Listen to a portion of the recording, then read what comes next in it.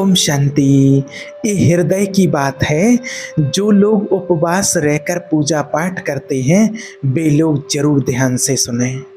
देखिए, इस बात को आप गांठ बांध करके आज ही रख लेना, लिख करके रख लो। आपकी ईश्वर की प्राप्ति के लिए, भगवान की प्राप्ति के लिए अन्न जल त्यागने की आवश्यकता नहीं है।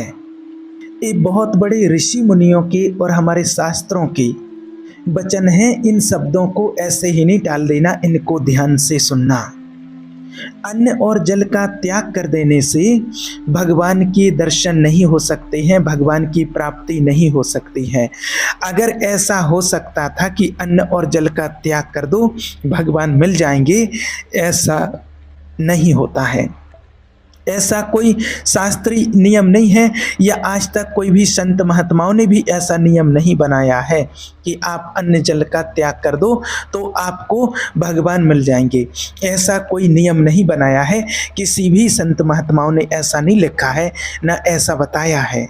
हाँ देखिए, ऐसा नहीं आपको कह रहे कि आप उपवास ना करें, व्रत ना रखें। आपको व्रत रखना है, रखिए, अच्छी बात है। और व्रत रखने से एक तो क्या है कि शरीर भी, आपके शरीर के भी लाभ हो जाता है शरीर के लिए, क्योंकि एक दिन का आप गैप कर लेते हैं भोजन में तो आपकी पाचन शक्ति अच्छी हो जाती है। दूसरी चीज़ क्या है कि आपको व्रत रखना है, तो व्रत रखना है तो उपवास का मतलब होता है उपमान निकट और वासमान रहना, मना परमात्मा के निकट में रहना।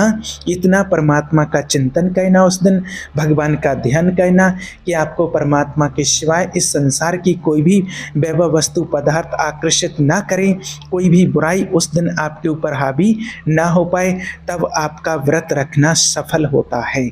और व्रत सिर्फ अन्न का, जल का, भोजन का ही नहीं लेना है आपको व्रत करना है बुराइयों का। आज व्रत है तो आज मुझे झूठ नहीं बोलना है, आज व्रत लिया है तो किसी की बुराई नहीं करनी है, किसी से घृणा नहीं करनी है, किसी से ईर्ष्या नहीं करनी है। क्योंकि जिस परमात्मा को प्रसन्न करने के लिए आप व्रत रख रहे हैं और उस परमात्मा की संतान से आप घृणा कर रहे हैं, उससे अशब्द बोल रहे हैं, उससे बुरा बोल रहे हैं, और उस परमात्मा को प्रसन्न रखने के लिए आप व्रत कर रहे हैं, तो सोचिए, जिसकी संतान से आप ईर्ष्या कर रहे हैं, घृणा कर रहे हैं, और भगवान को, उसी उनके पिता को प्रसन्न करने के लिए आप व्रत रख रहे हैं, तो वो भगवान आपसे कैसे प्रसन्न होंगे, वो परमात्मा आपसे कैसे प्रसन्न हो सकता है। इस बात का आप अच्छे से आज चिंतन कीजिए, विचार कीजिए। मान लीजिए कि आपका ही बच्चा है और आपके बच्चे से कोई व्यक्ति घृणा करता है, उससे शब्द बोलता है, और आपको वो बहुत अच्छे से प्यार करता है, सम्मान देता है, रिस्पेक्ट करता है आपकी, और आपके लिए कुछ भी त्याग करने के लिए तैयार है। लेकिन आपके बेटे से बहुत नफरत करता है, घृणा करता है, और आपके बेटे से अच्छे से बात नहीं करता है, तो क्या आप उस व्यक्ति से प्रसन्न होंगे? कभी नहीं होंगे। सेम यही कहानी हमारी है कि आज हम भगवान से तो भगवान के लिए व्रत रखते हैं, उनको पूजा करते हैं, तमाम हम नियम जाप तमाम चीज़ें करते हैं कि भगवान प्रसन्न हो जाएं। लेकिन जो भगवान की रचना है, हम सब इंसान भगवान की रचना है, और हम भगवान से ही, भगवान की रचना से घृणा करते हैं और भगवान को प्रसन्न करने के लिए तमाम उपाय रखते हैं, तो सोचिए भगवान हमसे कैसे प्रसन्न होंगे। इसलिए वो कहते हैं ना कि एक मूर्तिकार था, और वो मूर्तिकार एक दिन मंदिर में जाता है और भगवान से कहता है कि हे प्रभु, कि आप भी एक कलाकार हैं और मैं भी एक कलाकार हूँ। आपने मेरे जैसे असंख्य पुतले बना करके इस संसार में भेजे हैं, और हे प्रभु, मैंने आपके असंख्य पुतले बनाकर इस संसार में बेचे हैं। लेकिन प्रभु, बड़ी दया आती है उस टाइम पर, और हंसी भी आती है और तरस भी आता है कि आपके बनाए हुए पुतले आपस में लड़ते और झगड़ते हैं, और मेरे बनाए हुए पुतले के आगे जा कर के नतमस्तक होते हैं, शीश झुकाते हैं। हे प्रभु, उस टाइम पर मुझे बड़ी दया आती है और बड़ा रहम भी आता है, क्योंकि हम आपस में लड़ते और झगड़ते, हम भगवान की बनाए हुए पुतले हैं, लड़ते झगड़ते हैं, और जो मंदिर में मूर्ति रखी है वो इंसान के द्वारा बनाई गई है, और उसके आगे जाकर के हम नतमस्तक होते हैं। और उनसे कुछ कुछ मांगते हैं। तो इसलिए अगर आपको सबसे पहली बात भगवान को प्रसन्न करना है तो उसकी रचना से प्रेम कीजिए। जब तक उसकी रचना से प्रेम नहीं करेंगे तो भगवान प्रसन्न नहीं होंगे। इसलिए आप उपवास तो रखिए, लेकिन सिर्फ अन्न और जल का नहीं, साथ साथ में बुराइयों का भी, तब आपसे भगवान प्रसन्न होंगे। खाली आपके अन्न जल के त्याग करने से भगवान आपसे प्रसन्न नहीं होंगे, भगवान के दर्शन नहीं होंगे। और अगर ऐसा होता तो आज तो सभी को भगवान मिल जाते, सभी को भगवान का साक्षात्कार हो जाता, दर्शन हो जाते।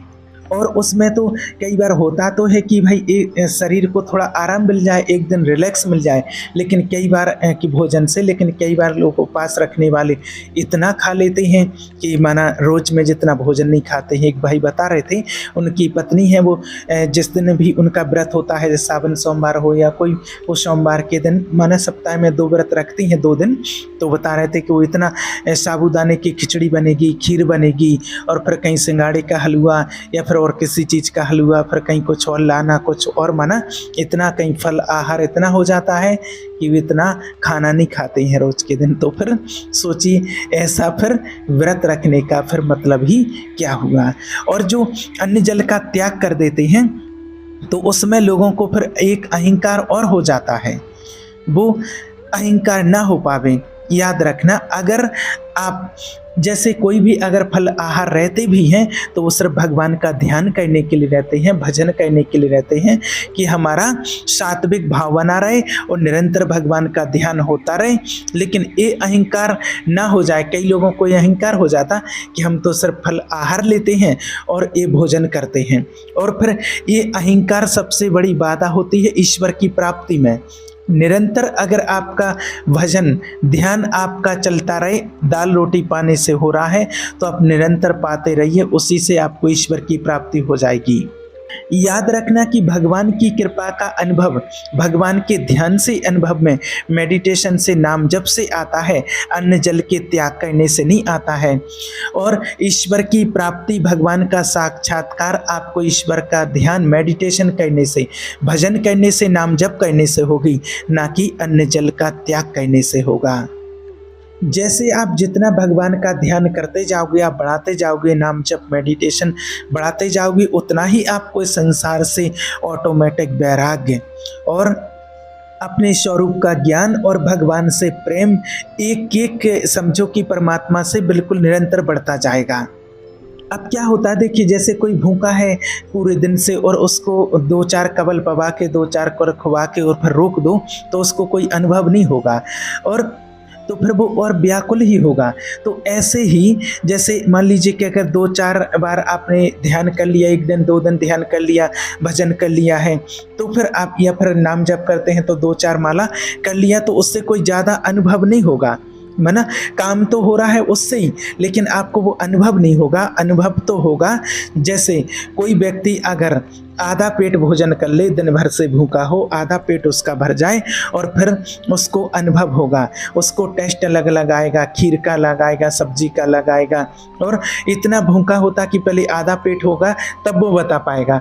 ऐसे ही याद रखना, जब आपका भजन निरंतर भगवान का ध्यान मेडिटेशन चिंतन चलता रहे कम से कम 3-4 घंटे तक, तब आपको लगेगा संसार से वैराग्य, ईश्वर से प्रेम, निरंतर भगवान का और स्वरूप का ज्ञान।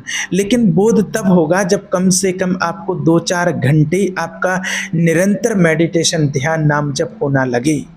और ईमानदारी से जो अगर 5-6 घंटे तक करने लगते हैं तो फिर उनके अंदर कोई प्रश्न नहीं रह जाता, उनकी कोई इच्छा, कोई चाह नहीं रह जाती, कोई कामना नहीं रह जाती। अपने आप उनको ईश्वर का साक्षात्कार तत्व ज्ञान होने लगता है, क्योंकि भगवान के ध्यान में बहुत शक्ति होती है, बल होता है। और ईश्वर के दर्शन में जब भगवान से मिलने की व्याकुलता होती है, अभी तो व्याकुलता नहीं है, जब भगवान से मिलने की व्याकुलता होती है, जब आप भगवान का ध्यान करते हो, जितना देर आप ध्यान मेडिटेशन नाम जप करोगे उतना ही आप उज्जवल और पवित्र होते चले जाओगे। आपको पता नहीं होता है कि आप कितनी ऊंचाई पर चढ़ रहे हैं। सहज धारा ईश्वर के चिंतन की बस चलती रहे, बस कोई विक्षेप नहीं, कोई चाह नहीं।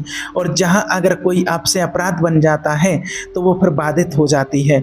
जैसे कई बार अपराध ये भी सोच लिया, अहंकार आ गया, मैं बहुत तेगी हूँ, मैं बहुत तपस्वी हूँ, मैं बहुत नाम जप करता हूँ, तो ये भी आपके लिए समझो कि आपका फिर ध्यान नहीं, ज्ञान नहीं, ये रुक जाएगा। और किसी को अपने आप से नीचा देखना तो समझ लो कि आपका ध्यान ज्ञान बिल्कुल रुक गया।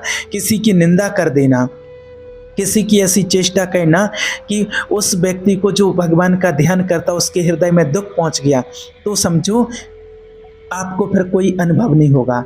ना तो कोई चेष्टा होनी चाहिए, ना कोई निंदा होना चाहिए, ना कोई किसी से गिलानी करनी है। हर समय देखना है कि मेरे ऊपर ईश्वर की कृपा है और सभी आत्माएं परमात्मा की संतान हैं, सब श्रेष्ठ हैं। जब ऐसी आपकी स्मृति रहती है तब आप निरंतर भगवान का ध्यान कर सकते हैं। इतना आप परमात्मा के ध्यान में खो जाएं कि ना तो आपको मन की सुध रह जाए और ना तन की सुध रह जाए। मन बेसुध हो जाता है भगवान में, अभी मन नहीं लगता है तो मन की सुधि है, ध्यान की नहीं। इस बात का ध्यान रखना। बैठे हो, आपको शरीर में पीड़ा हो रही है तो ये तन की सुध है, अभी भगवान की नहीं। और जब एकदम भगवान के ध्यान में खो जाओगे तो तन और मन की कोई सुध नहीं रहेगी आपको। लगन लगन सब कोई कहे, लगन कहा भे सब कोई। और जहाँ लगन में तन मन डारे खोए, ऐसा भगवान का ध्यान चला कि मन और तन की सुध नहीं रहती है, तब होता है भगवान का साक्षात्कार, ईश्वर की प्राप्ति। याद रखना, जानबूझकर हठपूर्वक अन्न वस्त्र आदि आदि जो शरीर निर्वाह के लिए जो छोड़ देते हैं, इनको छोड़ना ये बड़ा हानिकारक होता है। एक बात हमेशा आप गांठ बांध लेना कि शरीर को स्वस्थ रखना भगवान का ध्यान करने के लिए, मेडिटेशन नाम जप करने के लिए बहुत आवश्यक है। आपका शरीर स्वस्थ है, आप आराम से 2-4 घंटे एकांत में बैठ करके और मन को अपने परमात्मा में लगा सकते हैं। आज कलयुगी शरीर ऐसे हो रहे हैं, नौजवान युवा ब्लड प्रेशर की बीमारी से ग्रस्त हैं, शुगर, क्या क्या परेशानियां जीवन में आ रही हैं। इसलिए कहते हैं कि अभी भगवान का ध्यान कर लो, भी समय है, आगे और समय इतना विकराल आने वाला है कि आपको अवसर नहीं मिलेगा कि आप भगवान का ध्यान कर सकें एकांत में बैठ करके। जानबूझ करके हठपूर्वक अगर आपको सुविधा सामग्री मिल रही है शरीर रक्षा के लिए तो उनका त्याग ना करो आप, इसके त्याग से कुछ नहीं होता है। अब देखिए, ये अनुभव की बातें होती हैं। अगर शरीर आपका कांप रहा है, सर्दी लग रही है आपको, तो चिंतन तो जा रहा है ना सर्दी का। अरे जैसा भी जो भी व्यवस्था है, सुविधा है, कंबल आदि जो भी मिला है, तो आप उसमें किसी भी प्रकार का मना हट ना करें कि नहीं हमें नहीं करना है, हमें नहीं उड़ना है, हमें गर्म कपड़े नहीं पहनना है, और बस कांप रहे हैं अंदर। अब जब कांप रहे हैं तो आप भगवान का ध्यान कैसे कर पाएंगे? तो यहाँ ये हट नहीं करना है।